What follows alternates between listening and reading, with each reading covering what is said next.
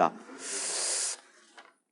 قرآن و حدیث اور سائنس کے حوالے سے، خواب کے حوالے سے بتائیں، کیا دور حاضر میں لوگوں کے خواب معنی خیز ہوتے ہیں؟ کیونکہ بہت سے ڈاکٹر کہتے ہیں آج کل خواب ذہنی انتشار ہے یا معدہ کی خرابی کی وجہ سے۔ بالکل ٹھیک کہہ رہے ہیں ڈاکٹر، اکثر تو ہمارے جو علماء کو خواب آتے ہیں وہ معدے کی خرابی کی وجہ سے، اوور ایٹنگ بہت زیادہ کرتے ہیں۔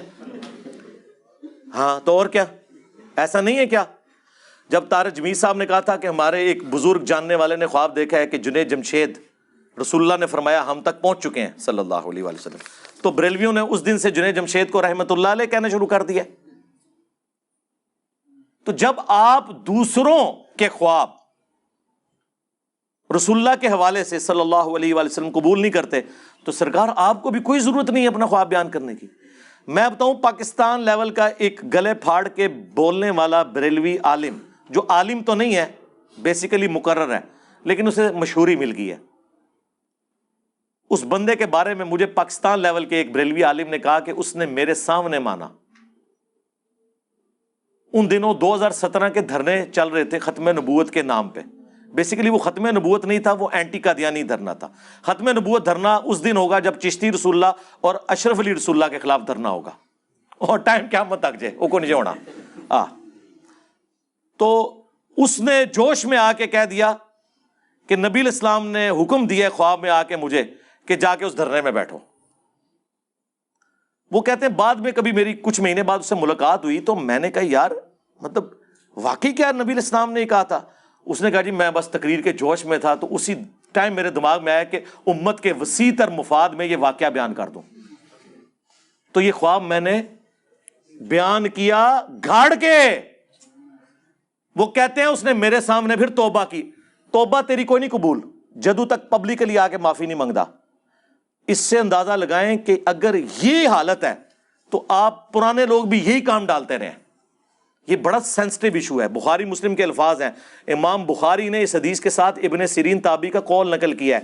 نبی علیہ السلام نے فرمایا جس نے مجھے خواب میں دیکھا اس نے مجھے کو دیکھا، میری شکل میں شیطان نہیں آ سکتا۔ اس کے ساتھ ابن سیرین نے لکھا ہے جب رسول اللہ کو ان کی اس شکل میں دیکھا گیا جو ان کی اپنی شکل مبارک ہے۔ اور یہاں تو لوگوں نے نبی علیہ السلام کو سفید داڑھی میں دیکھا ہے، حالانکہ آپ کی تو داڑھی کبھی سفید ہوئی نہیں۔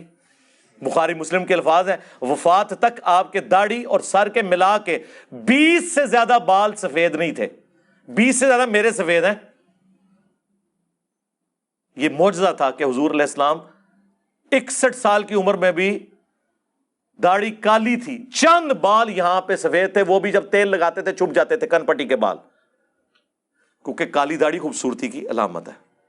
63 سال جو ہے وہ لیونر ایئرز کے اعتبار سے ہے، ہم جو سال گنتے ہیں اس میں حضور کی عمر 61 سال تھی صلی اللہ علیہ وسلم، چاند کے اعتبار سے 63 سال تھی۔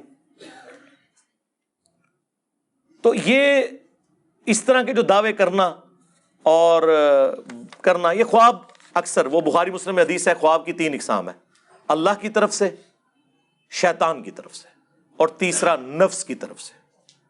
اس پہ پچھلے دنوں میری تفصیلی ویڈیو ریکارڈ ہوئی ہے جس میں میں نے خوابوں کی ساری اقسام، نبی الاسلام کو خواب میں دیکھنے کے بارے میں ہم مانتے ہیں لیکن کن نشانیوں کے ساتھ وہ بتائی ہیں، پھر میں نے باقاعدہ صحابہ تابعین تبع تابعین کے وہ خواب ذکر کیے ہیں جو حدیث کی کتابوں میں آئے ہیں کہ انہوں نے نبی الاسلام کو خواب میں دیکھا ہے۔